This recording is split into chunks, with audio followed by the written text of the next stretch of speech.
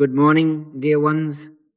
Let us make a little sanctuary out of this hour, a small inward chapel where the door is closed and the lamp is lit. This is not a performance. There is no spotlight to stand under and no applause to earn. This is our work, yours and mine, a classroom of the heart. We are not trying to become something. We are letting be what already is. And I say to you, after my years of work, after sitting with the lame and the frightened and the despairing, after watching the burdened fall asleep and wake unburdened, that there is one secret, one simple key that turns the whole lock. Stop the words. Let the thunder of silence do the work. Now, I know that is an affront to the busy little strategist we call the mind. It wants a list, a formula, a lever to pull so that tomorrow looks tidy and next week looks prosperous. It wants to think itself into freedom, to reason its way into healing. But hear me, it isn't your wrong thinking that is getting you in trouble, and it won't be your right thinking that sets you free. Mind isn't power. Spirit is power. Soul is power. Consciousness is power. Truth is power. When thinking stops, real power begins. Not the candle power of bright ideas, not the electric hum of positive attitudes, but the quiet lightning of grace. Be still and know that I am God, says the psalmist. He does not say, be clever and quote me, or visualize until your forehead creases just so. Be still. There is an authority in that stillness, a presence that takes the field when our little soldier thoughts lay down their arms. And I have seen it, not in theory. I am not interested in theories. I have sat in a hotel room where fear of loss made a man's hands tremble, and the instant our words fell like leaves and the tree of the heart stood naked in winter silence, something warm and alive began to move. The hands steadied of themselves. No one fixed them. The room did not glow. There was no trumpet. Just a living quiet, and the work was done. You may ask, but mustn't we at least think correctly? If you mean mustn't we think until our thinking is exhausted of its pride and its panic, yes. Think it to the end of itself. Let it report all its evidence, and then watch it run out of breath. When it has no more to say.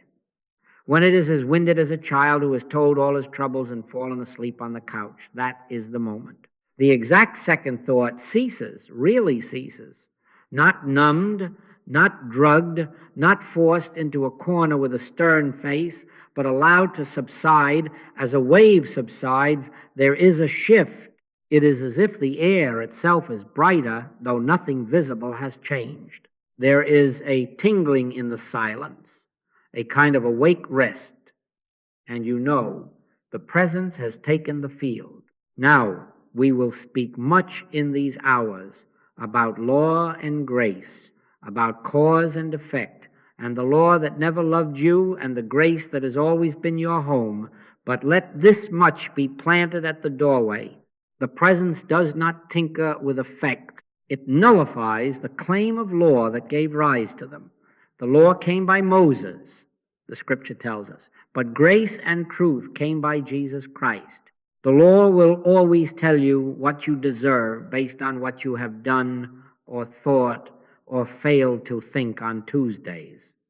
Grace tells you what God is by being it where you stand. But do you see, you cannot hear that voice while multiplying evidence on a chalkboard inside your skull. The chalk dust gets in the air, and you cough, and then you call it reality. Stop the words. Let the thunder of silence do the work. I smile sometimes when a student confides that they spent the morning visualizing 10 crisp blue bills and found later that day a wallet with someone else's name in it. This is not a universe to be rearranged by our private wishes like the furniture after a rummage sale. This is a kingdom already at hand. Fear not, little flock, for it is your Father's good pleasure to give you the kingdom, not sell it in installments if you keep the affirmations current, not lend it at interest if you promise to think without blinking for 10 minutes, give you But how can you receive a gift if your hands are full of arguments?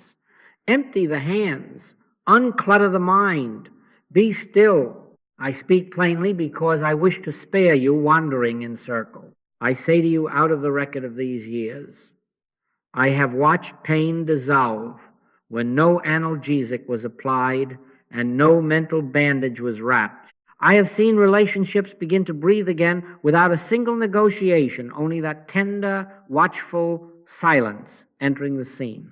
And just as often, I have seen efforts fail, not because the principle was absent, but because we would not let go of the reins. We prayed and peeked, like children baking a cake and opening the oven door every 30 seconds to see if it has risen. It falls, of course. Let it bake. Stop the words. The thunder is doing the work. Do not fear the quiet. It is not a void. It is a fullness so complete our ears must adjust to its music. You will not disappear in it. The masks will. The anxious planner, the grim accountant of sins and virtues, the proud metaphysician quoting paragraphs at the fever, these characters will find no stage there. And that is good news, because they are exhausted actors, and you are more than that troupe. In that silence, you discover yourself as witness, not fixer, as the room in which God's own life breathes, not the custodian trying to arrange the furniture for a miracle. So come in this hour and in the hours that follow, we take our seats in the inner classroom where presence is the teacher and our words are only the chalk dust we will gladly wash away. We will not be solemn to prove we are holy. We may even laugh. Heaven does not frown at a smile. But we will be honest.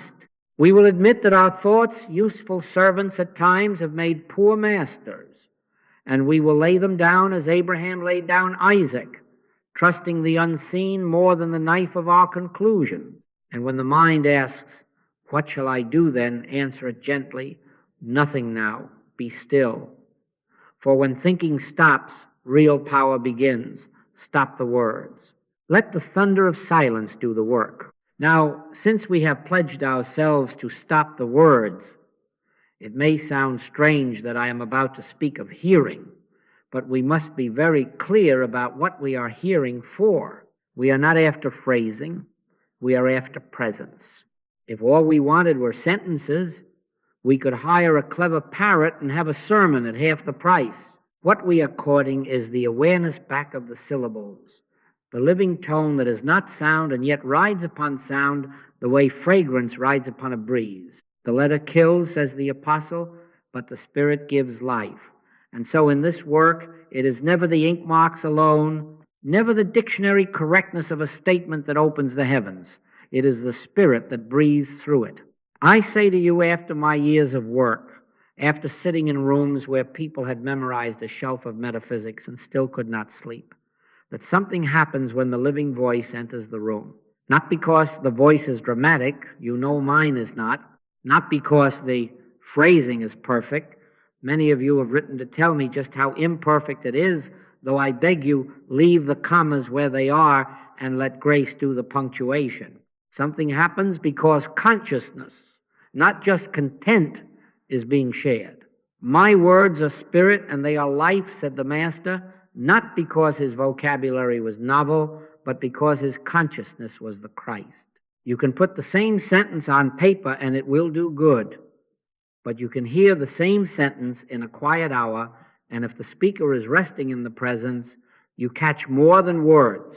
You catch the hush, the pause, the place from which the sentence arose. Now, I am not an engineer, and I will not pretend to know why an invisible thread on a spool or a beam dancing through the air can carry not only tone and timbre, but something of the very atmosphere in which it was spoken. I only know it to be true. This modern business of recording these little machines and wires and lights that my grandchildren look at as if they were toys seems to take hold not only of the voice, but of the consciousness behind it. When you sit quietly and let that sound move through the room, It is as if the inner chapel we built together in the hour of speaking is rebuilt around you. The chair you are sitting in becomes a pew again. The walls recede. And for a few minutes you are not alone with your problems, you are alone with God. Some of you have written, please don't use that particular microphone again, it doesn't sound authentic. I smile because I know what you mean. It crackles, it breathes at odd places, it does not flatter the human ear the way a studio does. But, dear ones, authenticity for us is not the polish of a radio voice, authenticity is the fruit.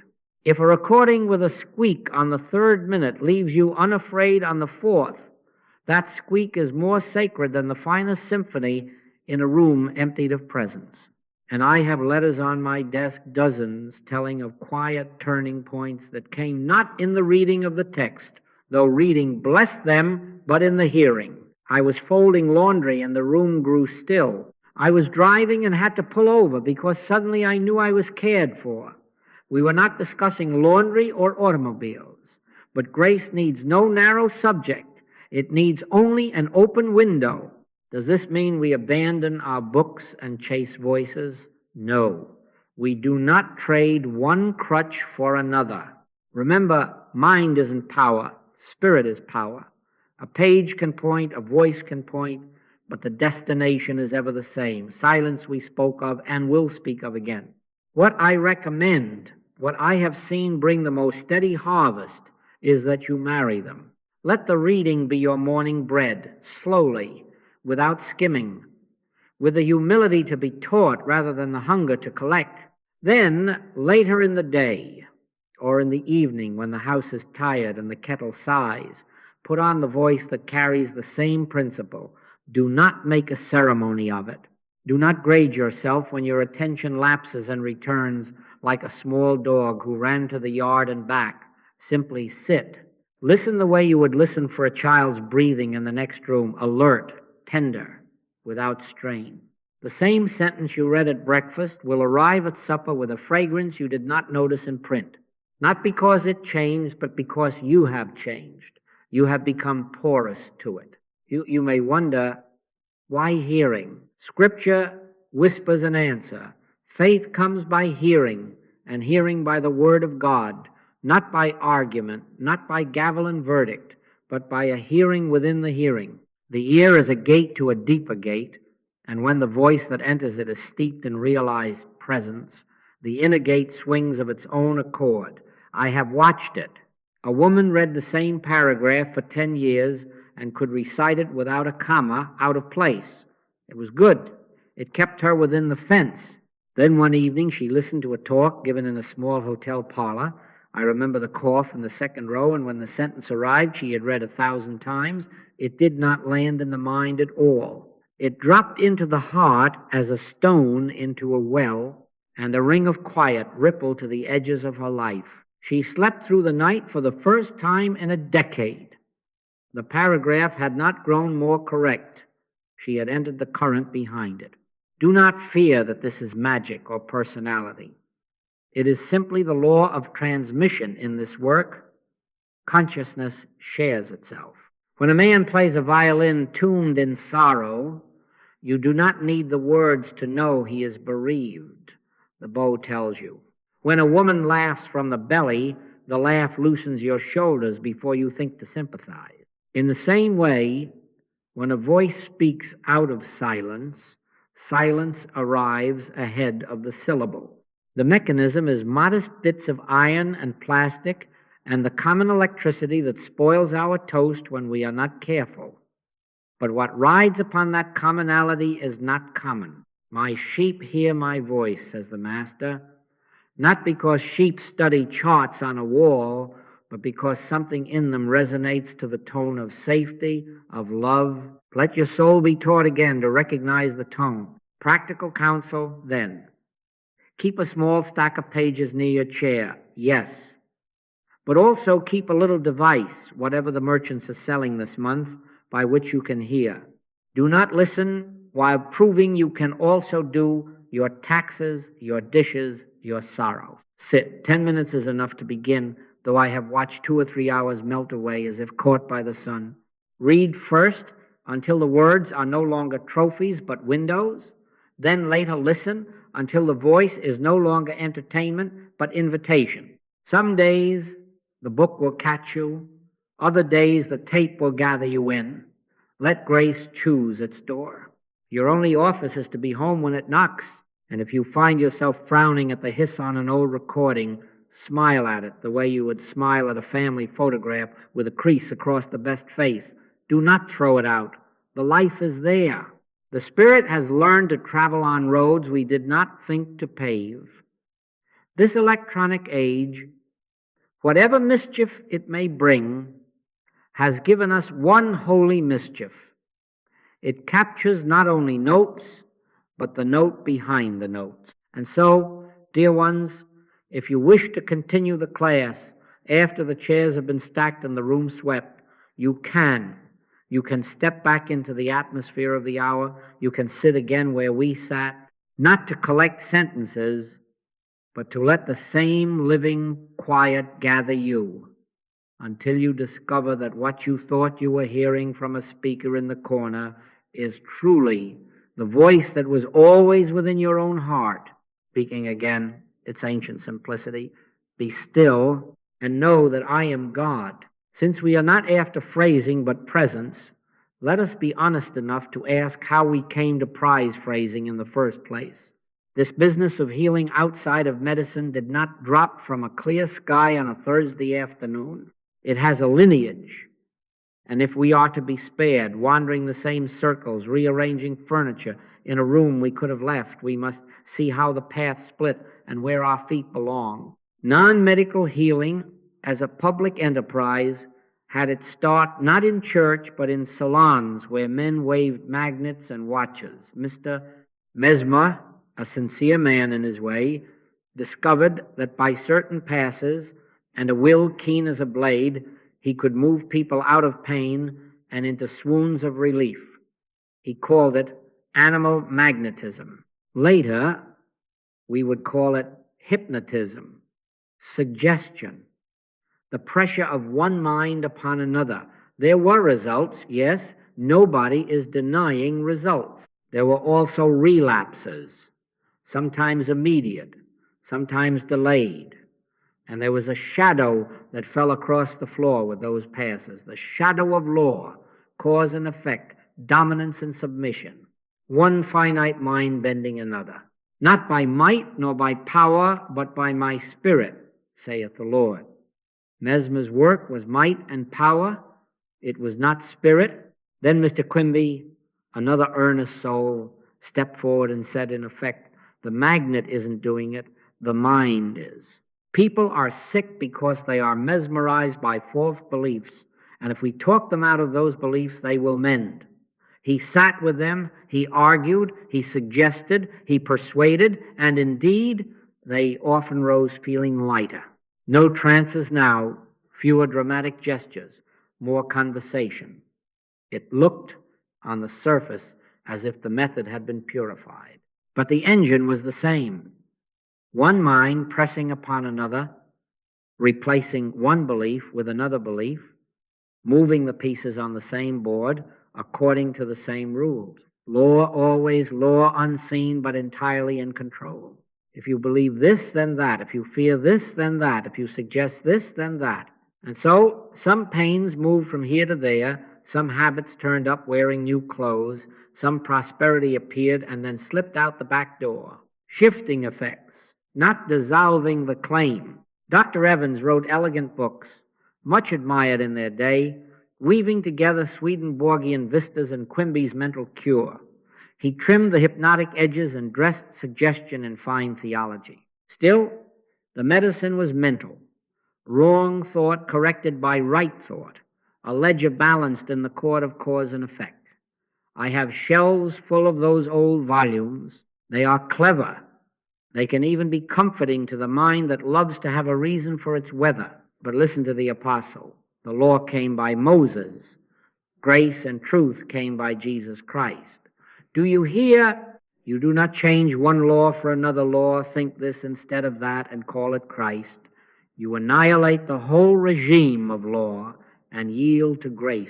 Where the Spirit of the Lord is, there is liberty, not legal adjustment. Now we come to Mrs. Eddie, and I say to you with respect that here, for a flash, the curtain opened on the true principle. In the crucible of her own suffering, she glimpsed that healing is not mind over matter, not even right human mind over wrong human mind, but the revelation of God as the only mind, the only presence and power. When she stood there, the healings were radical, and the shadow of law receded. But students are human, and the pull of the old magnet is strong. Lists appeared linking emotions to diseases as if heaven kept a chart in a back room. Treatments degenerated in places and times into mental arguments with symptoms. And out beyond, the great river of new thought spread into fields and fairgrounds. The Fillmores in unity gathered many bruised reeds and comforted them. May their kindness be honored. But the dominant method across that landscape became affirmation, visualization, self-suggestion. I am this, I have that, I see the other. You can get a parking place that way, so can thieves. You can also get your neighbor's luggage to fall onto the man ahead of you and claim credit with a grin. But, dear ones, when you study these cases through the years, as I have, you find that you are not touching the root, you are trimming hedges. Let me put it as straight as I can. It isn't your wrong thinking that is getting you in trouble. It isn't your mother's wrong thinking. It isn't your nation's mood on Tuesday. The trouble is enthrallment to law, the universal hypnotism that says, as you sow, so shall you reap, without ever adding the gospel's whisper that the sower has died and another now lives as you. The mind can argue till dawn. It can swap a fear for a formula. It can install a bright lamp where a dim one sat. But mind isn't power. Spirit is power. Soul is power. Consciousness is power. Truth is power. When thinking stops, real power begins, because only then does the regime of law that rides on thought's momentum lose its engine. Do you see the categories clearly? On one side, mental adjustment and suggestion, forever operating within cause and effect, reward and punishment, belief and counterbelief. On the other side, spiritual realization, which does not consult the chart at all, but stands where Christ stands outside the courtroom and says, neither do I condemn thee, go and sin no more. That is not a legal verdict. That is grace. That is the end of the entire proceeding.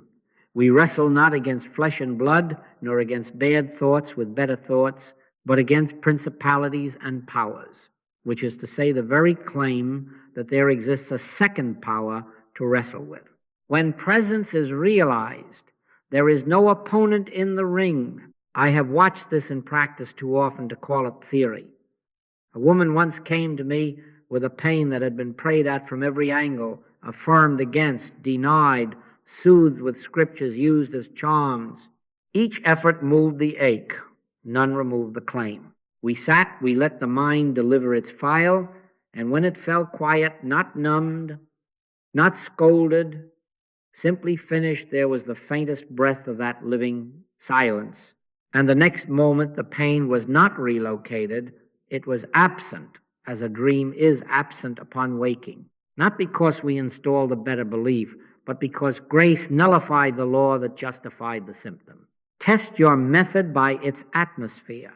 Manipulation of effects always leaves the air tense, the eyes quick to peak, the heart bargaining. Grace leaves quiet. Manipulation is fascinated by results. Grace is not. Manipulation says, look what I did, and writes a newsletter. Grace says nothing at all and washes the dishes. Manipulation takes credit for moving the shelves on the table. Grace turns the table into bread for the hungry. Fear not, little flock, for it is your Father's good pleasure to give you the kingdom. Give you not, loan you, if your affirmations are punctual. So let the genealogy instruct, but not ensnare you. Honor every earnest seeker who helped mankind away from knives and bottles and toward meaning. But do not settle for a subtler bottle labeled mind power. Our way is not to decorate the courthouse of law, but to leave it all together. Our way is to think a matter to quiet, not to victory, and then rest where the spirit moves of itself. When presence is realized, the universal claim, contagion, lack, fear, karma, self-preservation finds no witness, and without a witness it is void. Then the symptoms, which were only the court stenographer's notes, are tossed out with the case, and you will know the difference. Because instead of excitement, there will be Sabbath, and instead of pride, there will be praise. Not by might, not by power, by my spirit. Now let us put a name to the weather we have been walking in since birth. We call it law. Not the statutes at City Hall, though they are its local echo, but the great hypnotism of cause and effect, reward and punishment, the Mosaic regime that says, do this and live, do that and pay. It sits behind every ledger and most prayers. It peers over the physician's shoulder and whispers, exposure yields contagion, heredity demands its due. It keeps the banker awake to the ticking of interest and tells the poor, you did not earn and so you do not deserve. It follows the fearful into the night and makes a bargain. If you are vigilant enough, perhaps danger will pass you by. The strength of sin is the law, says the apostle. And he did not mean sin got its muscles at the gym. He meant that the very structure of cause-effect is the stage on which every sorrow struts. Listen to its traffic. In the body it is contagion and decline. Winter comes, so you must catch what winter sells. Your father had it, so of course you will have it too. In the pocketbook it is lack and competition. As markets go, so goes your daily bread. The pie is small, so take your slice with haste. In the heart it is fear and self-preservation. Love cautiously, for you must protect your portion. In the spiritualized philosophies, it grows long robes and calls itself karma. Last century you tripped a stranger, and now your ankle must repay with interest. All of it one thing, earn and deserve, sow and reap, cause and effect. And I do not deny that, to the human sense, it runs a tight ship. As long as you stay aboard, the captain is stern and punctual. Here is the first mercy I ask you to accept. Refuse the trap that turns this into morality theater. Nobody is suffering from their own sins. I say it as I have said it in rooms where cheeks were hot with shame, and in nurseries where children lay with fevers they never ordered. Nobody is suffering from their own sins. Master, who did sin, this man or his parents, that he was born blind? Asked the disciples, echoing the old court. And Jesus answered what the court can never answer, neither, but that the works of God might be made manifest. Neither. The blame impulse is part of the hypnosis. It keeps the law in business by convincing victims to prosecute themselves. If you swallow that, you will stop interrogating your thoughts as if they were little criminals. You will stop asking, what did I think to deserve this? And its pious twin, what may I think to deserve better? Because that too is law's language. Right thinking as remedy cannot save you. Hear me kindly but clearly. Right thinking is a fine servant in arranging your pantry and getting the children to school on time. But when you bring it into the sanctuary as Savior, you have crowned a clerk and called him king. Right thinking is still commerce with the court. It is a plea bargain, an appeal to a higher bench in the same building. It says, if I hold this affirmation steadily, will the judge look on me with favor? And the judge, being law, may commute the sentence for good behavior, but you are still in the prison. Perhaps you have traded the straw mattress for a spring mattress. Perhaps you now get pudding on Thursdays, but the bars remain, because the premise remains that something must be done, paid, arranged by you in order that goodness might arrive. Do you see the refinement of the snare? When you try to outthink the matrix whose premise is thinking for gain, you supply it with fuel, thought, spinning thought, earning credit in a system that only knows credits and debits. By the works of the law shall no flesh be justified. Not by bad works corrected by improved works, not by wrong statements edited into right statements. The letter kills, even a positive letter, carefully typed because it keeps you at the blackboard, chalking up causes and effects and calling the dust in your lungs spirituality. The more clever the argument, the tighter the knot, the brisker the affirmation, the brighter the chain. We were born under the law, says Scripture. That is not an insult. It is a diagnosis. We came into a world that teaches from the cradle, perform and be paid, perform poorly and be punished, report cards, promotions, even compliments at the dinner table, so much traffic in merit. And we are not angry with our parents for this, nor do we sneer at institutions that know no other language. We simply see what we are breathing so that we may freely exhale it. For the gospel does not suggest a better court. The gospel announces an entirely different country. For sin shall not have dominion over you, for ye are not under the law, but under grace. Not a different section of law, not an improved Mosaic act with compassionate footnotes. Under grace, Christ is the end of the law for righteousness to every one that believeth. The end, the closing of the book, the gavel that comes down not with a sentence but with a dismissal, case dissolved because the premise was never true in God. And so I press this upon your heart. Suffering is the hypnosis of law. Healing is emancipation from law. If in your practice you are still calculating, still collecting good thoughts to outweigh bad thoughts, still watching for symptoms to see if your inner argument has impressed the unseen magistrate, you are laboring under the yoke. Stand fast, therefore, in the liberty wherewith Christ hath made us free, and be not entangled again with the yoke of bondage.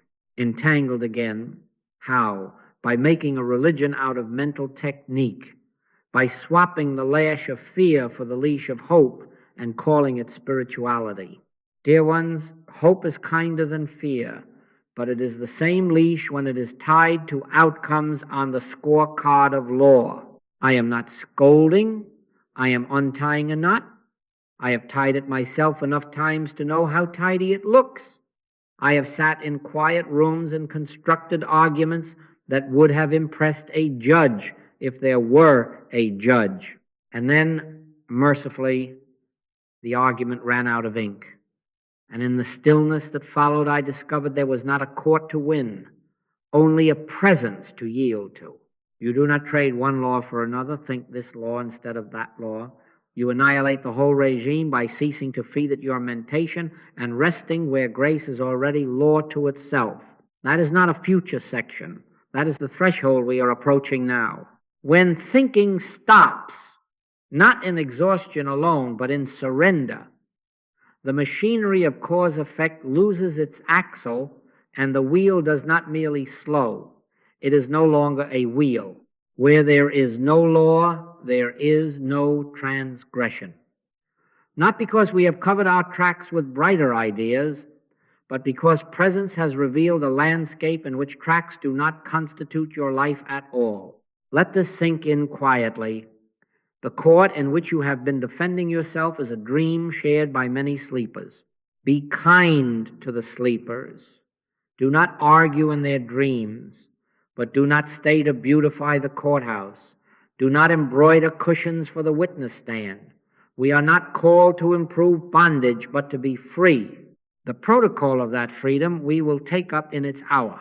For now, let the weight you have carry the weight of cause and effect, of earn and deserve be named, and in the naming be seen as not your essence. You are not the defendant in a cosmic lawsuit. You are the dwelling of God. And the law that once thundered at Sinai is met and silenced by a deeper thunder, which is not a command at all, but a presence, grace, and truth by Christ Jesus. Now, having named the weather of law, Let us announce the climate that dissolves weather. The law came by Moses, but grace and truth came by Jesus Christ. Not an appendix, not a reform bill, not a softer sentence for good behavior came. A whole other order here, within and as our very life. I am not speaking of a future kingdom with brass gates and trumpets at 4 o'clock. I am speaking of the regime that is the heartbeat of reality, already present and taking no bribes. Grace is not the divine mood on your best day. It is the divine fact on every day. Grace does not consult your ledger. Grace is the end of ledgers. Christ is the end of the law, for righteousness to every one that believeth. The end, do you hear it? Not a new paragraph under law, but the period that closes the book. What then is grace in practice, not in poetry? It is not reward for effort. It is not wages for correct prayers carefully pronounced. It is not a cosmic allowance calculated on the basis of last week's thoughts. Grace is presence, being itself wholeness without transaction. When the sun comes up, you do not present a receipt, you open the curtains. When grace is realized, nothing is added and nothing is earned. What seemed absent is revealed as the only substance that ever was.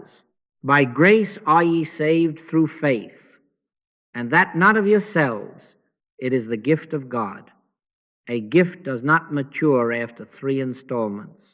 A gift does not require a signature in triplicate. It arrives, and in arriving, it renders the old bonding senseless. Now, if grace is the regime, where does that leave our cleverness and our wrestling with effects? It leaves them unemployed.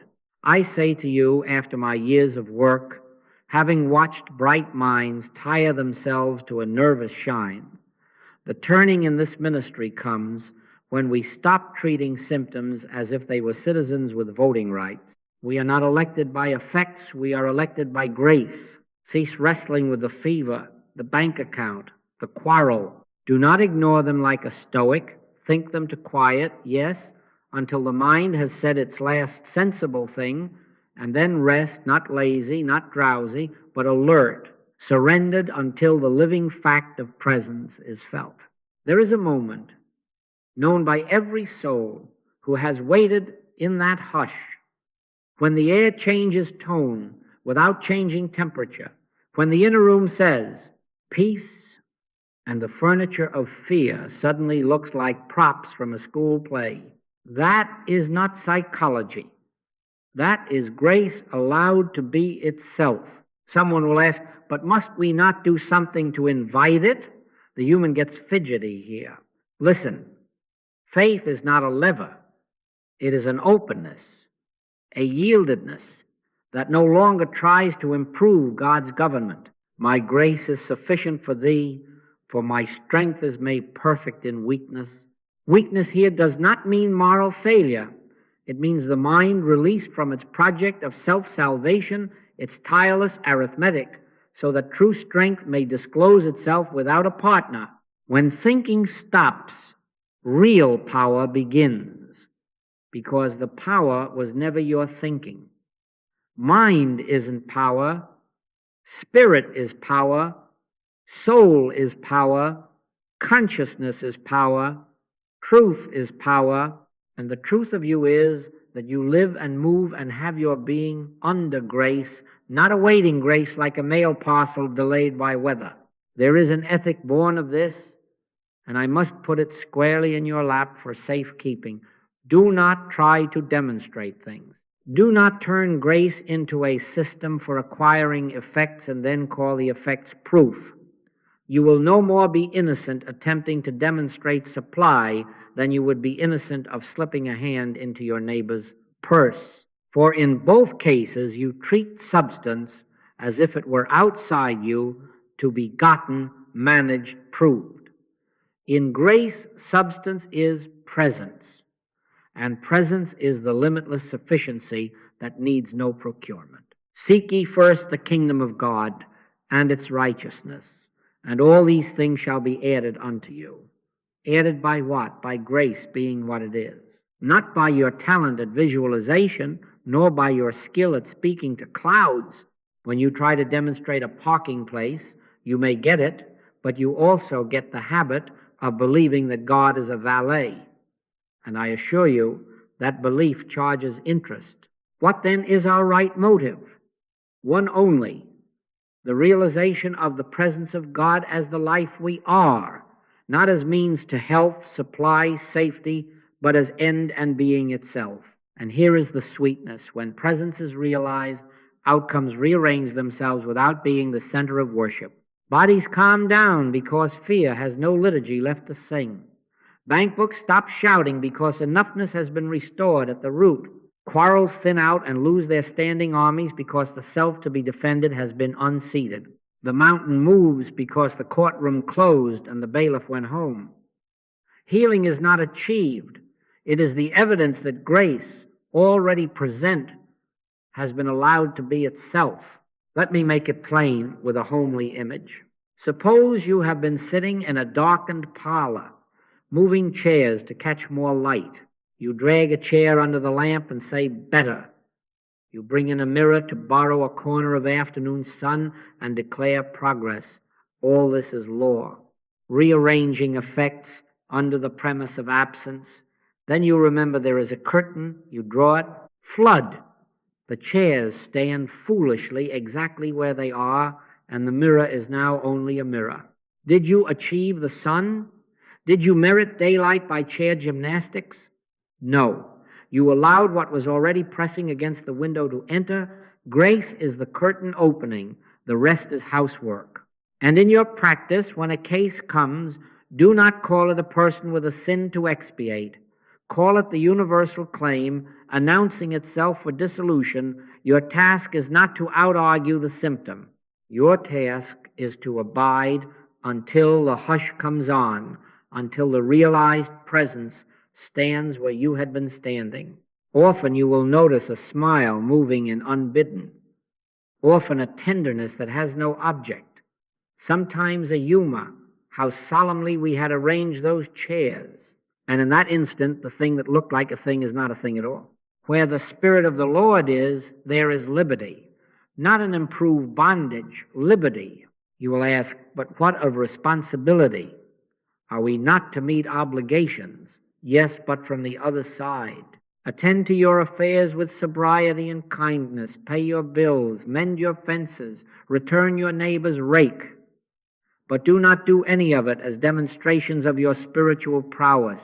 Do them as the effortless overflow of a life centered in presence. It is your Father's good pleasure to give you the kingdom. Not sell, not rent, give. From that gift, you will find yourself washing feet you once refused to touch, and you will call none of it spirituality. You will call it Tuesday, and you will be content. Take courage, then. The old thunder at Sinai shook stones and scolded sleepers. The deeper thunder we are learning to trust does not scold. It nullifies not by contest, not by contrivance, but by being what it is. Rest there. Let it be itself.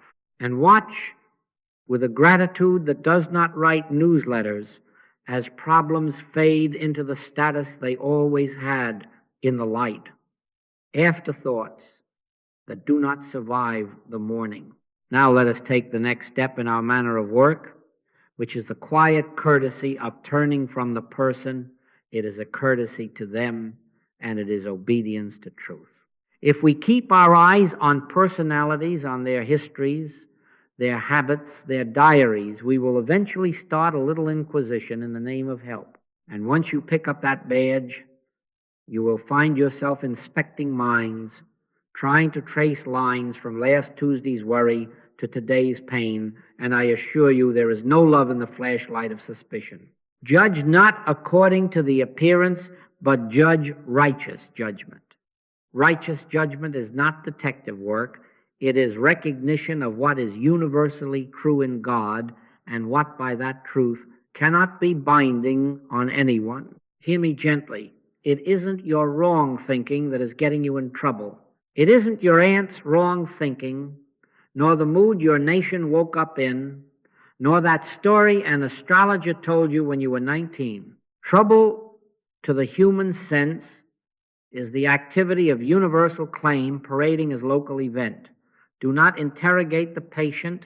Do not ransack their childhood like a thrift shop hoping to find the receipt for today's sorrow. Handle the claim universally, and you spare the person the second wound, the wound of blame draped in religious cloth. There is therefore now no condemnation to them which are in Christ Jesus. Let that be policy, not embroidery. What are these universal claims? They are old and loud. Fear, the parent of most mischief. The so-called law of self-preservation, which narrows love to a fenced acre. Contagion, which says that life is a fragile candle that any draught may snuff. Ancestral guilt, wearing different robes, karma in one place, hereditary taint in another, and competition for supply, the persistent whisper that the pie is small and you must grab your slice with learned prayers. None of these is personal. None. They announce themselves impersonally into a world trained to take things personally. Your task is to change the level of address. So a call comes. The child has a fever. The report says exposure at school. If you remain at the surface, you will do arithmetic. 7 children, 1 illness, therefore the odds. If you descend a rung deeper into piety, you may ask, what did the parents think? What fear did they allow? That is only subtler arithmetic, and it leaves a sting. But if you have learned to turn from persons to principles, you will say within yourself, not aloud to frighten the tender-hearted, this is not a child with a fault. This is not a mother with a sin. This is the universal claim called contagion seeking witness. Then, still and without rhetoric, you deny it its court. No law of contagion in the one life. No separate minds to catch. No ambient power to harm. One presence, one power, one activity. You do not argue long. You state the non-substance of the claim as one would observe the non-substance of a shadow when the sun is noted, and then be still and know. Perfect love casteth out fear, and fear is the axle of most of. Or a man arrives with a tired face of competition, knuckles white around a ledger. If you make it personal, you will coach him to think better about money, to visualize wider doors, to affirm favor. He may get a new contract and lose sleep to keep it. You have rearranged chairs. Turn instead. This is the universal belief in separated supply, in a pie cut by strangers. Quietly, not with slogans, deny the premise. The earth is the Lord's and the fullness thereof. There is no private pipeline to life. There is presence, and presence is sufficiency. When that is realized, the elbows come down from the table and deals. Stop tasting like battle. The bank may not change numbers for several days, but the atmosphere changes now. And, dear ones, atmosphere is where reality does its work. This is how you reduce a case to atmosphere, not to trivialize suffering, but to take away its fake credentials. We are not curing a body the way a mechanic replaces a gasket. We are watching a fog lift because the sun has returned to the field. When you handle the impersonal claim as impersonal, you withdraw your vote from the hypnosis. The person is spared. The child is spared shame. The weary mother is spared a catechism of failure. The man with a ledger is spared the piety of greed with a halo, and you will discover a protection that runs out beyond your immediate case. When you strip these beliefs of personality, you strip them of their bully tactics. Bullying requires a face to frighten.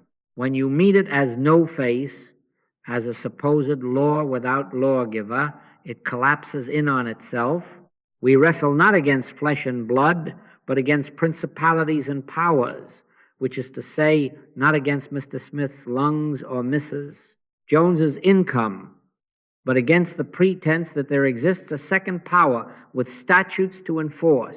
Deny the statutes, not the person, and you deny them the only oxygen they ever had, your ore. Let me be explicit in method. When a case is presented, Let your first movement be kindness, because kindness is already a refusal to prosecute. Then name the universal form of the claim in your own heart: fear, contagion, self-preservation, ancestral verdict, or competition. Do not add adjectives. Do not decorate it with their biography. Next, recognize its law nature. This comes to you as a rule, an if-then. Then, without heat, acknowledge its non-substance. No law opposes grace. No second power stands beside God. He maketh his sun to rise on the evil and on the good, which is to say, the sun is not doled out by performance. After that, you do the one brave thing. You stop. You let the hush come on. You let the realized presence take the place you were standing in. Words may arise. Scripture often sings softly here, but they are not hammers. They are windows. And as the quiet becomes alive, you will feel the vote withdraw from the hypnosis. That is the whole of the cure. Not a better thought planted in a worried mind, but the mind released from the courtroom altogether. Do you see how this protects the innocent? Little ones, tender-hearted ones, the weary and bewildered. No one must pass your way and be loaded with the sackcloth of responsibility for their pain. Christ Jesus refused that transaction at the gate. Neither hath this man sinned, nor his parents. Neither. If you keep that word, you will never again practice spiritual violence under the sign of help. You will not pry. You will not assign hidden motives to those already suffering. You will not require attestations of faith as admission tickets. You will quietly handle the universal, and you will let grace be specific in its mercy. And here is the blessed paradox. When you turn from the person to the universal, and from the universal to the presence, the person you had set aside returns to view, transfigured, lighter, relieved, unaccused. Address the belief as a universal claim, and the person is spared and freed. They will often say, I don't know why, but the weight is gone. And you, if you have kept faith with grace, will not know either, because you did not do it. Thunder did. And thunder does not file reports. It leaves sunlight where fog once pretended to be land. Now, having learned to turn from the person to the universal and from the universal to presence, we must set our hands to the simple, exact protocol by which this is done. There is no glamour in it. There are no secret syllables. It is the old gospel in working clothes. Be still and know that I am God. Stillness, however, has a doorway, and most of us must come to it by the path of honest thinking carried to its blessed end. First, set time apart. Go off somewhere. I do not mean slip into the pantry between phone calls and call it meditation. Go off somewhere 2 hours, 3, 4 if need be, until the inner weather changes. Shut the door, tell no one where the key is, and leave the world to God for a little while. Enter into thy closet, and when thou hast shut thy door, pray to thy Father which is in secret. The shutting of the door is not the poetry, it is the practice. Do not bring the newspaper. Do not bring the ledger. Do not bring a timetable for God. Bring your willingness to sit until the storm in you is named and then silenced. Stage 1 is honest mentation. This is where you lay the whole matter out without cosmetics. Put it on the table in front of God as if God did not read your mail, because, to the human sense, you must see what you are hiding from yourself. Name the fear. Do not pretty it up with metaphysical perfume. What is it? Contagion, lack, punishment. The old law of self-preservation asking you to hate your neighbor a little for safety's sake. Name it. Then follow each thread all the way out. If this fear were true, what then? And after that, what then? Take the if then and carry it to its tired terminus. If the doctor's report is final, what then? If the account does not refill, what then? Let the mind have its day in court just long enough to exhaust its witnesses. You are not granting it power. You are letting its noise run until it hears itself. While you do this, you may find old verses rising. Let them rise. But remember what I said before. Words are windows, not hammers. Use them to look through, not to beat at the fear with religious fists. Fear thou not, for I am with thee. The earth is the Lord's, and the fullness thereof. The Lord is my shepherd. I shall not want. Note that none of these promises consult a ledger. They are not bribes. They are atmosphere. Let them open a window in the room so that you can see what is furniture and what is fog. Keep going until something in you is frankly bored with your own cleverness. That is stage 2, depletion. You will know it because argument loses its charm. The mind, which came in like an attorney, begins to shuffle its papers. It has nothing respectable left to say. Do not be harsh with it. It has served you by going as far as it can go. By the works of the law shall no flesh be justified. And the mind, even at its noblest, is a worker under law. When you have reason to the place where reason bows, you are at the gate. The shoulders let down, the breath changes without effort, and the inner room grows very simple. Be alert for the counterfeit here. Do not fall into sleep. Sleep is not salvation. You are not auditioning for a nap. You are coming to attention in the Holy of Holies. Stage 3 is holy idleness. I call it idleness because the engine is stopped, but it is holy because you are not loitering.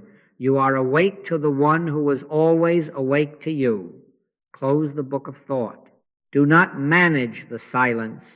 Do not start a new project called being still. The human wants to help God. Remind it kindly that the universe is not short-staffed. Be present, unoccupied, alert. Stand still and see the salvation of the Lord. Do not make salvation. See it. If a verse floats across like a feather, fine, but do not clap for more feathers. If a warmth comes in the heart, do not take its temperature. If you begin to feel a quickening, a tingling at the edges of the quiet, do not run headlines. The kingdom is not a reporter, it is a presence. Often there is that subtle shift in the air, no sound, and yet thunder, power announcing itself without performance. When thinking stops, real power begins, not the power of mind manipulating mind, but the power that was here before you could spell philosophy. Mind isn't power, spirit is power, soul is power, consciousness is power, truth is power.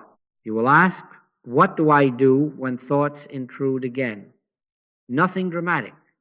If a small thought comes tapping like a neighbor, do not slam the door and do not entertain it for tea. Note it and let it pass down the street. If a practical duty truly belongs to you in that hour, it will be given as an ease, not as a panic. If it is only the old habit of arranging chairs in the dark, it will lose interest in a room that has drawn the curtain. This is why I counsel 2 or 3 or 4 hours if need be. We are not wooing ideas. We are letting the weather change. You cannot bully the climate, but you can sit by the window until the storm is finished. Sometimes this takes 15 minutes after 2 hours of honest mentation. Sometimes, after 5 minutes of quiet alertness, you know you are done for the day. Do not make a schedule for presence. My times are in thy hand. Let me place guardrails at the path's edge, because I have watched too many earnest pilgrims tumble into the very canyon we are crossing. Never try to demonstrate effects. Do not use this silence to get things. Do not bargain with God for parking spaces, checks in the mail, or tidy laboratory reports. You will no more be innocent attempting to demonstrate supply than you would be innocent of borrowing your neighbor's coat without asking and calling it providence. You may get the coat. You will also get a thief's anxiety. That is the moral of demonstrating things. You keep worrying the rope you have tied to yourself. Take no thought for your life, what ye shall eat, or what ye shall drink. That is not nihilism. That is ethics. Seek first the kingdom. Seek the realized presence as the end, not the means. And all these things take their proper place as byproduct, not as trophies. I must tell you a little story to save you some bruises. A student decided to put her new spirituality to work on the freeway. She visualized a perfect space by the door, spoke to it like a well-trained dog, and arrived triumphant only to learn it was marked for expectant mothers, and one very expectant mother was circling with tears in her eyes. Now, nothing bad happened except to her conscience. She learned in 5 minutes what I hope you will learn without a scene in public. When you turn presence into a valet, you make yourself a small god, and you train your heart to count spoils. It isn't freedom. It is the same old law with prayerful upholstery. How then do we hold ourselves in this holy idleness without slipping back into commerce? By remembering why we came. We did not come to get. We came to be. We came to abide until the false court falls silent. We came to let grace be what it is. In that resting, something that is not of our make moves. In quietness and in confidence shall be your strength. Not in schemes, not in mantras as weapons, quietness, confidence. I've spent hours in that quiet when the case on the desk looked urgent enough to hire a brass band, and I tell you quietly now, the band is never needed. The hush does the work because it reveals that there was no work to do. Where law once shouted cause and effect, grace stands as the only fact, and almost as an afterthought, forms rearrange themselves. Fear empties out as if through a hole in the floor. The body, relieved of its commander's drum, takes orders from peace. The check arrives or it doesn't, and either way you discover you are not living on checks. This protocol is not a ladder to heaven. It is a way of stopping where heaven is. Stage 1, think honestly until thinking is tired of itself. Stage 2, let the mind lay down its brief. Stage 3, rest, alert, unoccupied until the living silence takes the seat. The gate opens precisely where thinking ends and alert rest begins. Do not try to pry the hinges. Do not decorate the gate. Stop the words. Let thunder do the work. And when you rise from the chair, do not take credit and do not write a report for the Lord about how well the interview went. Wash your cup, return the rake, be unremarkable, because the only remarkable thing that happened was God being God. And that, beloved, is not an event. It is the home in which all events lose their power to frighten. And then do not ask me how long after, because time does not supervise this. There comes a second, as unadvertised as dawn behind your eyelids, in which the whole room seems to take a softer breath. There is a subtle aliveness, not a performance, a tingling at the margins, as if the edges of you have remembered they were never edges, a warmth that is not temperature, a lightness in the air that doesn't move a curtain but moves you. No one knocked. No trumpet spoke. You did not achieve it by a clever last syllable. It simply is, and in its isness the hard geometry of need loses its angles. The me trying evaporates like mist on a fence, and something other, more intimate than breath and less personal than your name, has taken the initiative. You will know it because you are not tempted to sponsor it with words. The mind, earlier full of bulletins, falls content, almost grateful to be unemployed. You are not drowsy. You are awake without a project. It is as if a foreman you never hired has walked in, smiled at the crew, and every hammer set itself down. The Lord is in his holy temple. Let all the earth keep silence before him. Not a threat, a description. The earth that keeps silence is your earth, your body earth, your memory earth, your case file earth. And in that reverent quiet, the atmosphere grows buoyant, not excited, as though gravity had remembered a kinder law. This is the moment we mean when we say, not by might nor by power, but by my Spirit, saith the Lord. Beware here the old impostors. The human likes to furnish every vacancy with pictures and syllables. This is not visualization. Do not hang tapestries in a room already made of light. This is not mantra. Do not pound a drum at a concert of stillness. The thunder of silence announces itself by needing nothing you can supply. If a verse passes, let it pass like a bird crossing your sky. If mere hush feels thin and you feel a hand reach for a thought, put the hand down like you would quiet a child in church.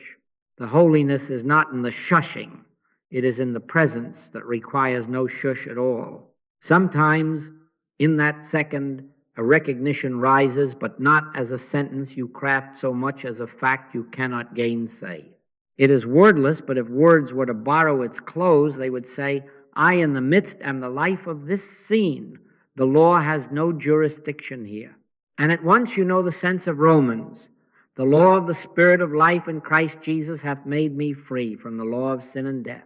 One law displacing another? No. The shining of sun nullifying the arithmetic of shadows. You were born under the law, not under grace, but in that instant you live by grace, and law has nowhere to stand to lecture you. Mind isn't power, spirit is power, soul is power, consciousness is power, truth is power, and in this power there is no opponent to conquer, no ledger to square, no defendant to acquit. Let it complete. Do nothing to help it. Do not look at the clock like a chef who keeps opening the oven and then wonders at pale bread. Tarry ye until ye be endued with power from on high. Tarry means stay until the work finishes you. A few minutes may move like a single held note.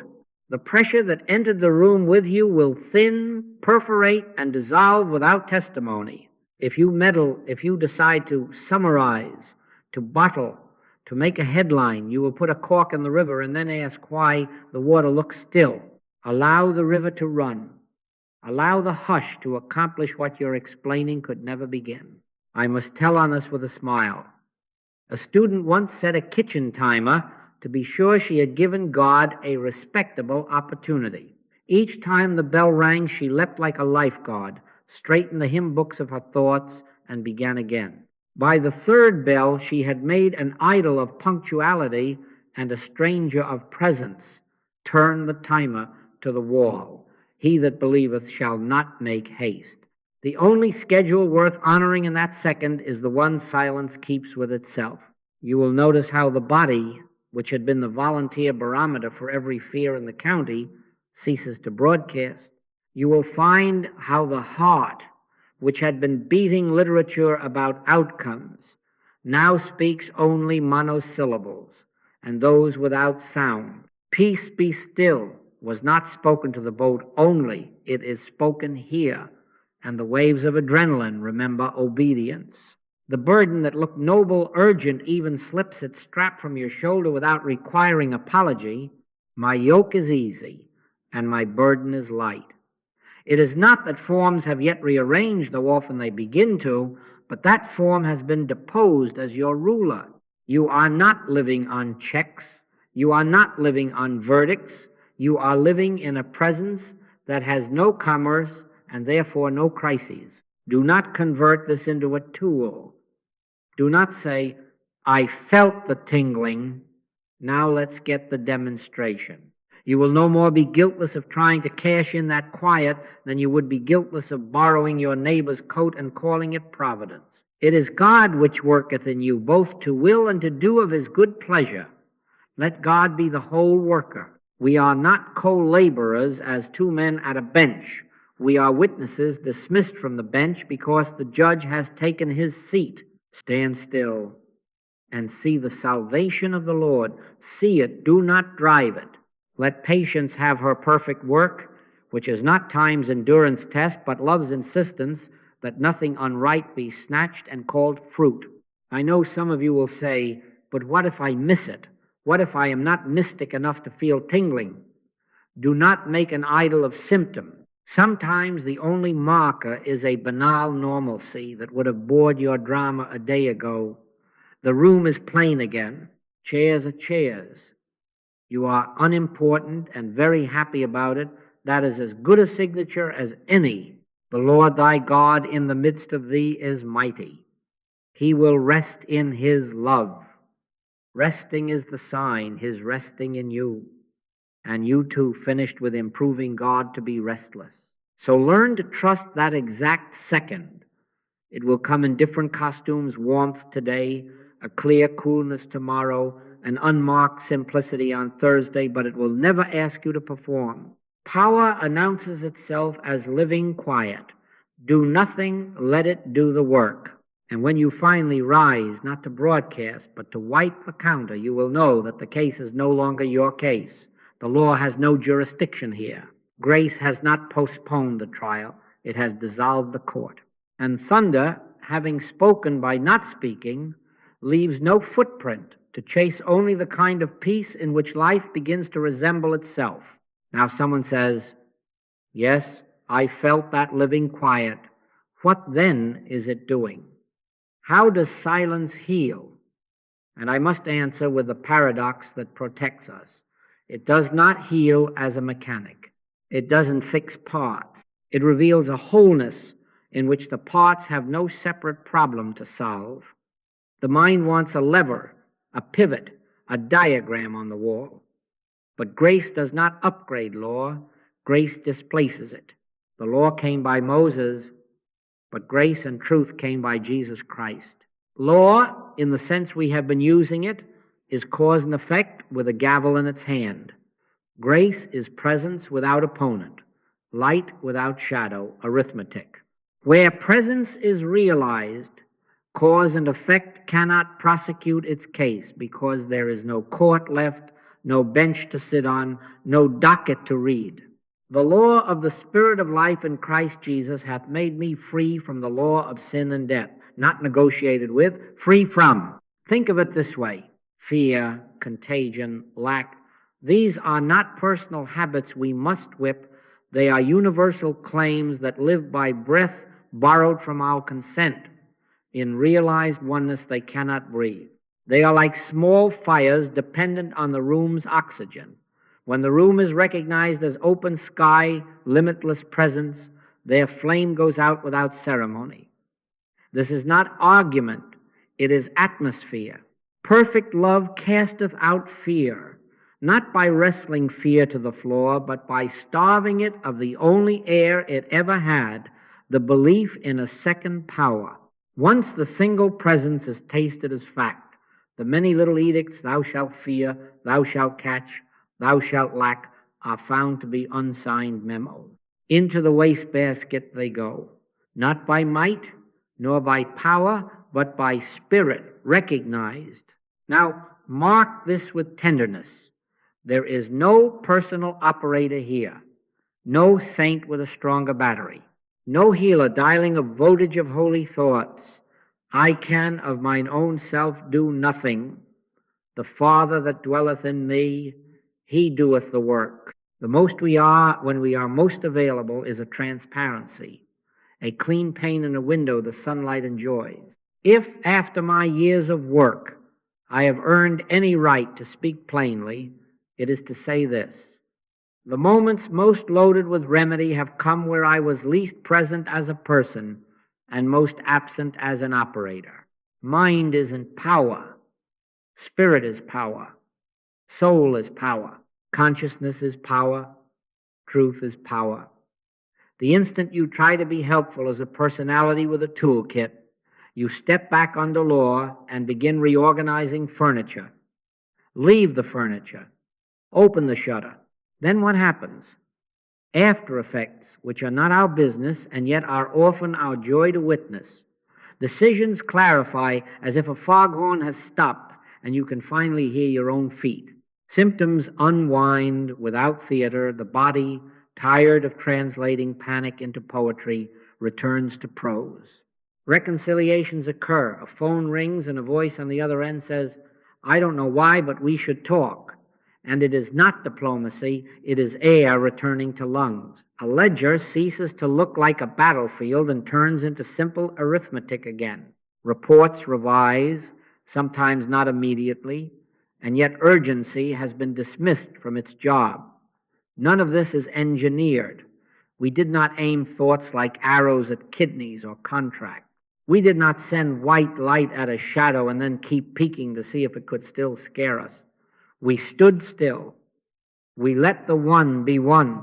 If the mind presses you for a mechanism, but how precisely? Offer it this: the whole cures the supposed part by depriving it of separateness. In him we live and move and have our being. There is not a small life here and a big life over there negotiating a treaty. There is life, one life, and when that is realized, the organ that was acting like an independent republic remembers it as a citizen. If thine eye be single, thy whole body shall be full of light. Single does not mean squinting at an object. It means undivided seeing, no second power, no second source, no second law. Under that singleness, the body is not fixed, it is illumined. Relations are not managed, they are relieved of their second gods. Supply is not manufactured, it is recognized as already present as the nature of the presence in which we stand. Allow me a smile to spare you bruises. Every time you try mental engineering in the holy hush, the hush turns politely into a classroom and waits for you to finish your experiment. You visualize $20 bills, and a very real human being miscounts somewhere and then must account. You speak sharply to the universe about a plane seat or a concert ticket and discover too late that the seat you demonstrated was the relief someone else had prayed for after a hard week. And now you share a blessing with a bruise. I once watched a student get very busy with pictures about a suitcase on the bus rack. She wanted hers safe, and down it came. Safe indeed, onto the shoulder of the gentleman in front of her. No malice in it, only the lesson that arranging parts with thought is still playing foreman in a universe that needs no boss. The ethics are as tender as they are firm. Let presence be the end, not the mean. The moment you turn silence into a tool for getting, you have converted church into a workshop and yourself into a small, nervous god. And small gods get tired. Take no thought for your life. What ye shall eat does not cancel groceries. It cancels worries, worship. Seek first the kingdom, the realized presence, and let the rest be rest. When grace is allowed to be itself, means are transfigured. They do not become our servants. They return to their rightful insignificance. So we do not say to the body, be good for me. We do not say to the bank, perform on cue. We do not whisper to our neighbor's wills across a fence of piety. We stand in the simplicity of God being God. And as that silence deepens into a lived fact, the supposed universals lose oxygen. Fear cannot breathe there. Contagion cannot propagate an indivisible life. Lack cannot stand where fullness is not an item to be shipped, but the nature of the very air. The Lord is my shepherd. I shall not want is not a charm. It is topography. In that meadow, sheep do not meet wolves as equal combatants. They graze. What then is our operational understanding? It is not a diagram. It is a stance. Stand still. Let the single presence announce itself. Refuse the second power every courtesy, especially your awe. Do not operate. Be transparent. And as the room fills with that quiet certainty, watch without peeking how forms remember their center. You will not have fixed a part. You will have stopped treating reality as parts at all. And when next you move, it will not be to keep the miracle alive as if it were a goldfish that forgets to breathe without you. It will be to wash the cup, answer the phone, or say, I'm sorry, where that word is the natural speech of peace. He maketh wars to cease unto the end of the earth. That is how silence heals, not by managing 1,000 fronts, but by revealing the one country in which war has no passport. Let me put a small case on the table, not because it is rare, but because it is ordinary enough that you will meet it this year, and you will see what we mean when we say, when presence is realized. Outcomes realign as a byproduct, not a target. One evening the phone rang late enough that the ring felt like an accusation, and on the line a young man whose heart was behaving like a drum corps, pounding, shallow breath, sweat, and a label waiting in the wings to attach itself like a burr. He had already brushed the internet enough to assemble a Greek chorus of diagnoses. The mind had made a courtroom, the judge was robed, the prosecutor eloquent, and the sentence nearly pronounced. "I'm afraid," he said, and then whispered, "I think this is it." It was the old law of self-preservation in costume, shouting, "Fear now, pay later." We did not speak long. Words would only have given the prosecutor more stationery. I asked him to sit, feet on the floor, and tell the truth out loud to God. Name it. Not the polite version. He did. "I am afraid of dying. I am afraid I have ruined something by not being careful enough. I am afraid my body is stronger than God." That last confession was the honest gospel of fear, the old creed of the law. We followed each thread. If this law were power, what then? If the label sticks, what then? Let the mind exhaust its catalog so it will stop trying to be librarian. He sobbed a little. The papers in him got wet. And somewhere between the fourth and fifth, "what then?" the eloquence began to yawningly repeat itself. That is the good sign. The attorney tires. We turned then not to him as a personality at fault, but to the universal claim auditioning for power. Fear is a law, body is cause, consequence is king. We named it for what it is: impersonal suggestion. Unsigned notices pinned on consciousness. "This is not your failure," I said. This is the old hypnosis of law, speaking loudly in the hall. He nodded, and there was relief in not being his own culprit. We were not reforming a man. We were declining jurisdiction to a false court. "The law of the Spirit of life in Christ Jesus hath made me free from the law of sin and death." Not argued with. Free from. Then the door. We stopped the words. No hymn pushed, no mantra beaten like a rug. Only that simple posture we have been learning. Alert idleness, holy because it waits on the one who never went away. Be still and know that I am God. We sat in that, he in his chair, I in mine, 20 miles apart and one life apart from fear. Minutes passed, not many, but enough for the weather to change. He said nothing, I said nothing. There was that subtle shift you have begun to know. The air without moving grows kind. The mind earlier clattered like dishes, now falls quiet and enjoys not being a kitchen. The room brightens without a lamp. He whispered, almost embarrassed, "My hands are warm." Then after a bit, "My breath is coming of itself." That is the thunder without sound. Do not clap for it. Do not narrate it. We did not. We let it finish us. When the hush has taken the seat, it is unkind to stand and make a speech. The Lord is in his holy temple. Let all the earth keep silence before him. Not a threat, a description. His earth, pulse, ribs, labels waiting by the door kept silent. Within minutes, the surge of peace did what no sentence could have offered. The need to fix evaporated as surely as mist remembers sunlight. He did not become brave. He became uninterested in fright. Perfect love casteth out fear, not by wrestling, by casting, because where the room is recognized as sky, the little fire finds no oxygen. Over the next hour, while we said nothing worth printing, the body discovered it was no longer a news station. The heart's drum settled into simple time. The palms dried. The miracle? No. The natural byproduct of a court adjourned. My yoke is easy and my burden is light. He went to bed without bargain, which is rarer than sleep. The next day, because life still uses means without worshiping them, he kept his appointment. Machines printed lines, polite and unremarkable. The medical name that had been eager to take up residence found no mail slot.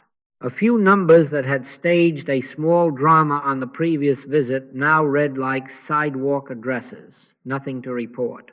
And nothing had been done to him except the removal of a second power's citizenship in his house.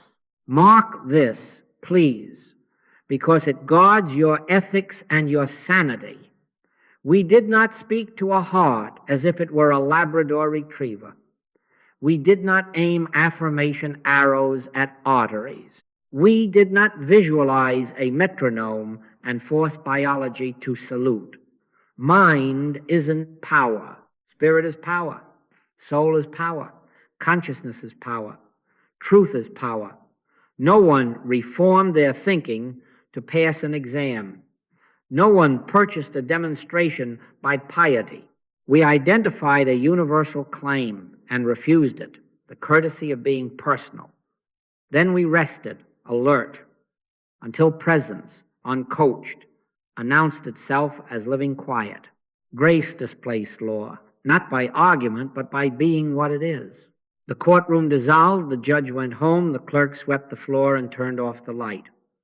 And the body poor volunteer that had been stopped translating panic into poetry and returned to prose. I share this small case not to decorate a lecture with a trophy, but to let you see how simple this is when we are simple.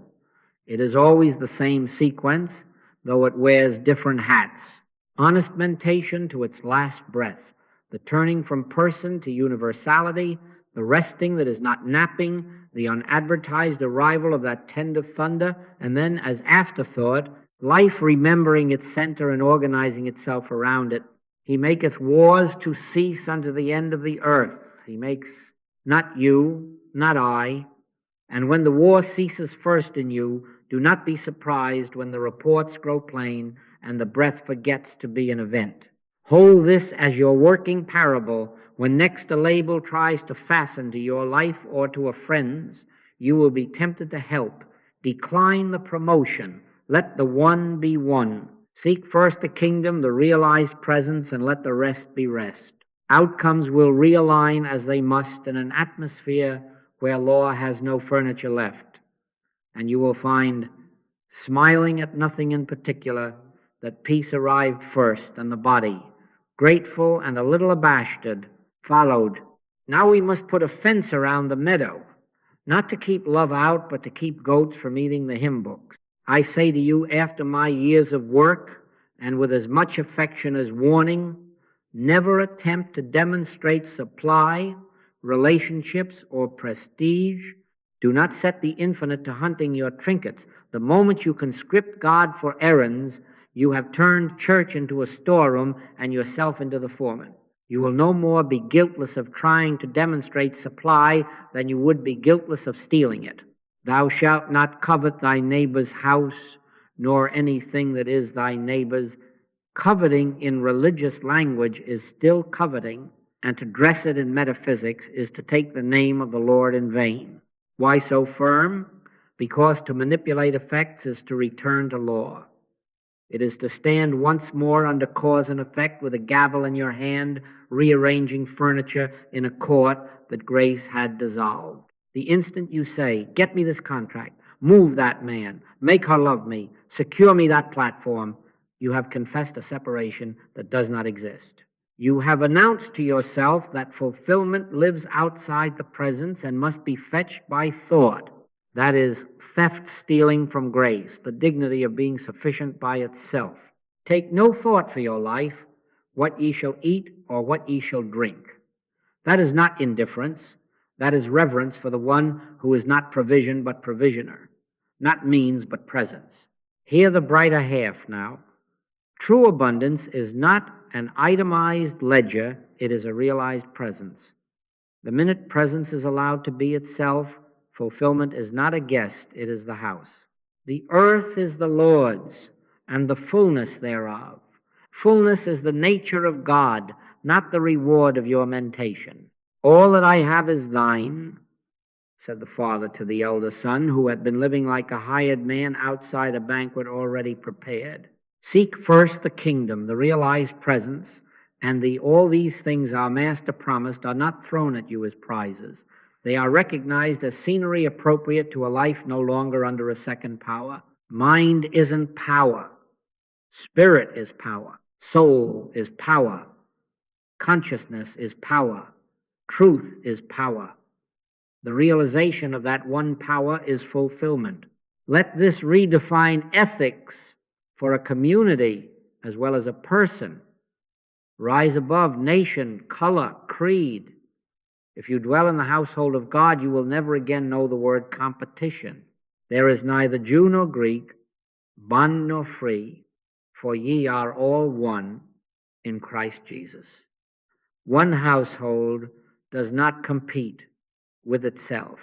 When you accept the single presence, you renounce the mythology that your neighbor's success exhausts your air.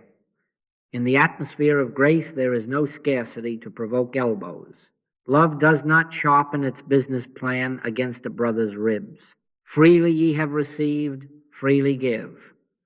In that spirit, your work, your art, your daily bread become sacraments, means transfigured, because they are no longer worshipped. Now the protection clause, tender and firm. This guardrail does not only rescue your sanity, it keeps innocent ones safe from metaphysical coercion.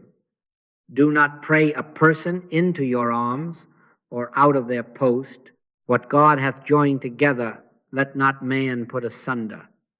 And what man has joined together from fear or vanity, let not your treatment glue into idolatry. Every push of will dressed up as prayer is a trespass on the holy ground of another's freedom. Rebellion is as the sin of witchcraft, and whenever we ply thought as leverage upon another's life, however pious the language, something sorcerous has entered the sanctuary. In a universe of one mind, the only lawful influence is love's impartial shining. Anything else is a pressure system, and it always breaks somewhere, usually on a tender one who didn't know they were in your project. Do you see the kindness in this prohibition? It relieves you of the guilt of living off borrowed supply and saves the stranger from being used as your means. It protects the nurse at the end of a long shift from finding that the seat you demonstrated for your comfort was the rest her bones asked God for. It keeps the scholarship from being willed across the table because you outchanted another mother's hope. It refuses to speak to a will as if God were a hinge to be oiled. It keeps your hands off the chessboard of other lives and returns you to the altar where presence is the only end. What then do we do when a need names itself? We do what we have learned. Address the claim as universal, not personal. Think the matter to quiet, then rest in alert, silence, and let the thunder do the work. If a bill lies on the desk, we refuse the suggestion that supply is created by hours or inherited by luck. We let presence be presence and watch without peeking how means, so innocently despised a minute ago, are not discarded but transfigured. A phone call comes not as magic, but as the natural conversation of an ordered life. Guidance appears, not as a voice booming in your hallway, but as a step that is obvious because fear no longer blocks the path. The Lord is my shepherd. I shall not want. That is not a budget. It is a geography. In that meadow, sheep do not compete. They graze. I know how subtle the temptation is, the mind whispers, but certainly a small demonstration is harmless. A parking place, a friendly nod from a particular face, a mention in the paper. My answer is, as fond as it is stubborn, no. Never turn silence into a tool. Every small practice in getting brings calluses on the soul, and soon you will not know you are pushing, you will call it prayer. Let presence be the end, not the means, then all means are transfigured by grace. Be not conformed to this world, but be ye transformed by the renewing of your mind, which in our classroom means renewed from law to grace, from getting to being, from managing effects to witnessing presence. So we will be a gentle people with strong boundaries. We will not demonstrate supply. We will live out of fullness. We will not manipulate affections. We will rest in love. We will not climb over brothers and call it providence. We will ascend in consciousness and discover there are no rungs. And in that life, when bread appears on the table, you will know it is daily because it is holy, not because you lobbied well in the unseen. When doors, and that is a weight he has never struggled to carry. Now, if ethics have placed the furniture in its right room, what shall we do tomorrow morning when the kettle asks for fire and the calendar begins to tap its foot? I say to you, after my years of work, do not build a cathedral of effort. Build a cottage of return. Rhythm, not heroics. Consistency over intensity. We are not running a revival in our living room. We are keeping a lamp trimmed that does not go out because somebody remembered enough oil. They that wait upon the Lord shall renew their strength. Not those that wrestle him, not those that instruct him, those that wait. Set then a simple cadence. Brief daily sittings, 10 minutes in the morning before the world learns your name again, and 10 in the evening after it forgets you. Add to that a longer time each week, perhaps an hour on a Sunday afternoon when even the birds seem to practice scales more softly. And once in a while, monthly if possible, quarterly at least, go off somewhere for 2 or 3 or 4 hours and let silence have a real conversation without your calendar interrupting. You will discover that grace does not respond to a trumpet. It responds to constancy. In quietness and in confidence shall be your strength. Quietness does not arrive by wishing. It arrives by welcome made daily. Before each sitting, this is a small key that spares you much rattle. Read a page. 1 page. Not to pass an exam, not to gather quotations for your friends, but to moisten then, if you can, listen. Let the voice behind the words be a hand on your shoulder. The printed page leads the mind to the edge of its field. The hearing carries you a step beyond language, where consciousness transmits what paper cannot. Do not stay long in the words. Think the idea to its natural quiet, then stop the words. When thinking stops, real power begins. Sit in alert rest. No mantra to pound like a drum. No visualization of white light to send on errands. Mind isn't power. Spirit is power. Soul is power. Consciousness is power. Truth is power.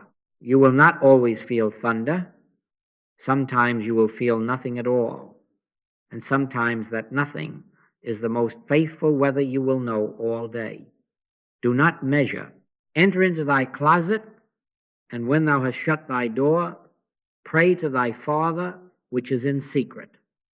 The door is shut when the appetite to get something from God falls away, and the appetite to be with God as God remains.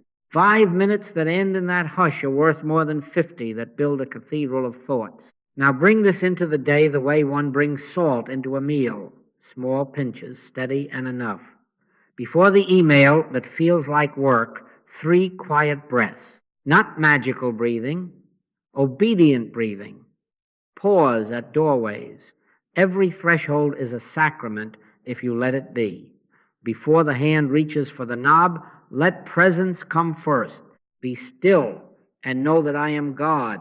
Then turn the knob and be still while moving. Before meals, do not recite grace to impress the potatoes. Receive the food as sacrament by one simple inward nod to the giver. The cat will wonder why you pause at every doorway. Cats forgive us for far stranger habits. These tiny entries into silence are not side projects. They are the pray without ceasing, our teacher of teachers recommended, not constant speech to God, constant consent to God. When storms rise, and they will, because weather still passes through the meadow, do not fight.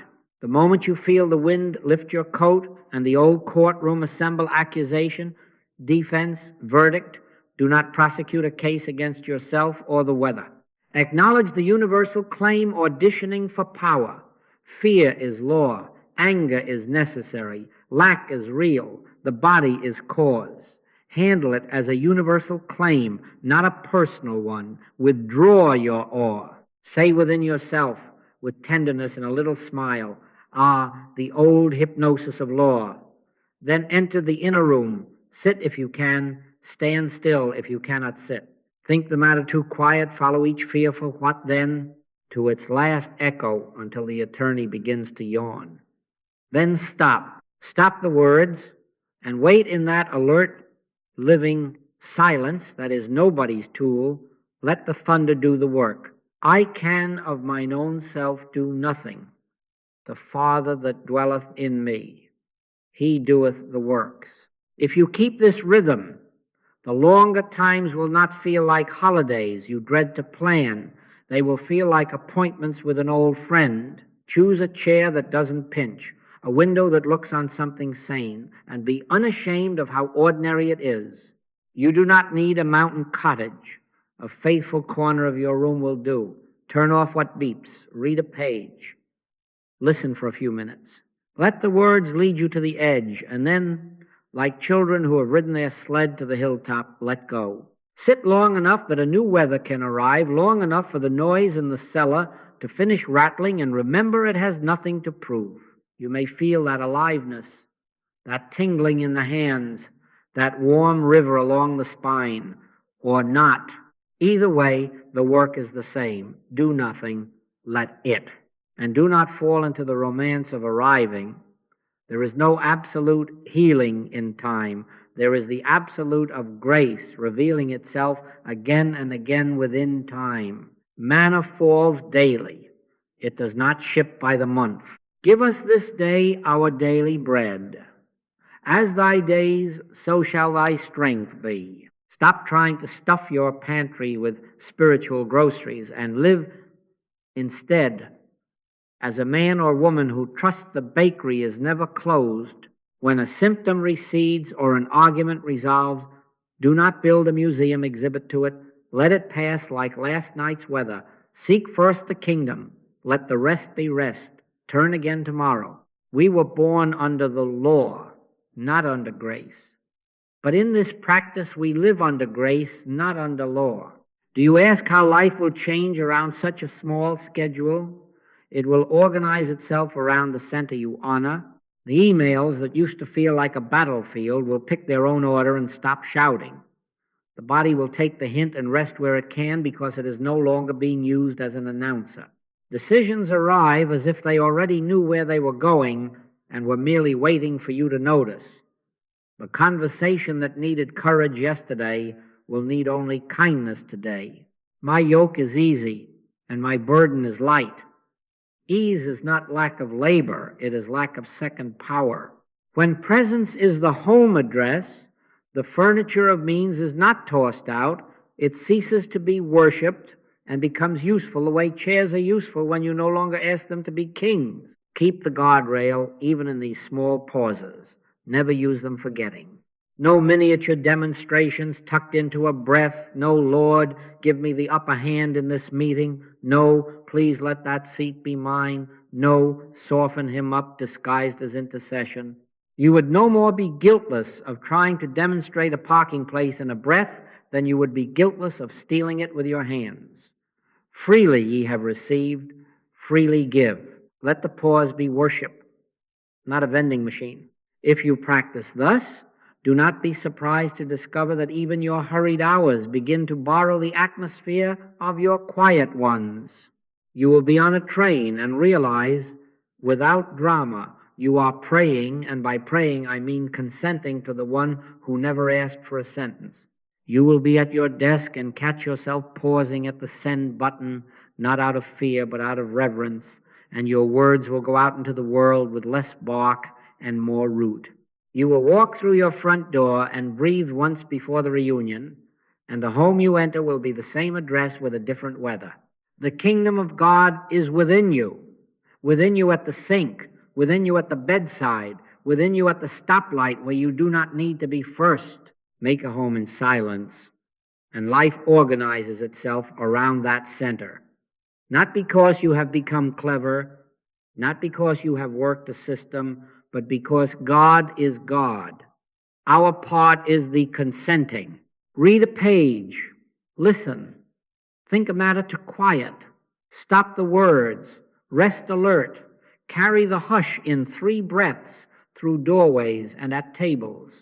Decline the storm its crown, return, return, return. This is not a project with a finish line. It is a way of belonging to the one forever. And tomorrow morning, while the kettle warms, the lamp trimmed tonight will already be shining. We have said enough for one season. Words have served us, led us to the edge, pointed to the gate, warned us where not to step, and now I ask you to do the one thing needed. Stop the words. Return to the thunder. Not a thunder that frightens barns or startles the cat, but the thunder that announces itself as living quiet, the hush in which God is God without your help. One thing is needful, our master said to a good woman who was busy for him. And that one thing has not been revised in 2,000 years. The secret remains what it has always been. All spiritual healing is the fruit of realized presence, not managed thought. It isn't our right thinking that rescues. It isn't our wrong thinking that ruins. The courtroom of blame was closed when grace was named. The law came by Moses. Grace and truth came by Jesus Christ. You do not change one law for another. You annihilate the whole of law in your consciousness by consenting to grace. Mind isn't power. Spirit is power. Soul is power. Consciousness is power. Truth is power. And when thinking stops, real power begins. Now, I know how gallant the mind feels. It wants to do something noble for God, and failing that, at least something efficient. It would rather offer him a well-organized argument than the empty hands of a child. But I can of mine own self do nothing, said the one who healed the blind and raised the dead.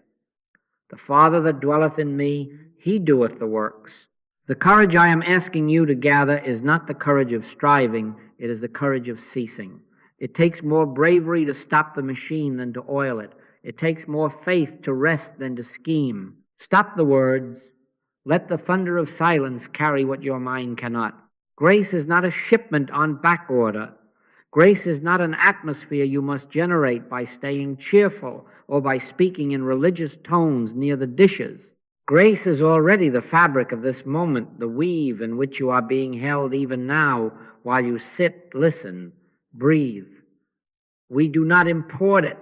We uncover it. The veil is in us. The rending happens in us. Fear not, little flock, for it is your Father's good pleasure to give you the kingdom. Not sell you the kingdom, give you this instant what already is. The kingdom of God is within you,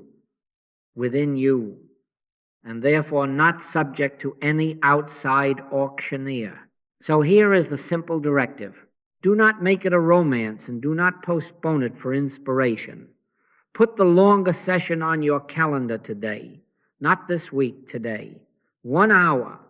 If your life is noisy, then 2, choose the chair that doesn't argue, the corner that doesn't advertise, the time that offends no one but your habit of busyness.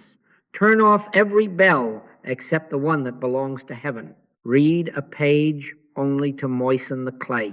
Listen for a few minutes only to catch the tone that carries more than text. Then think the matter to quiet.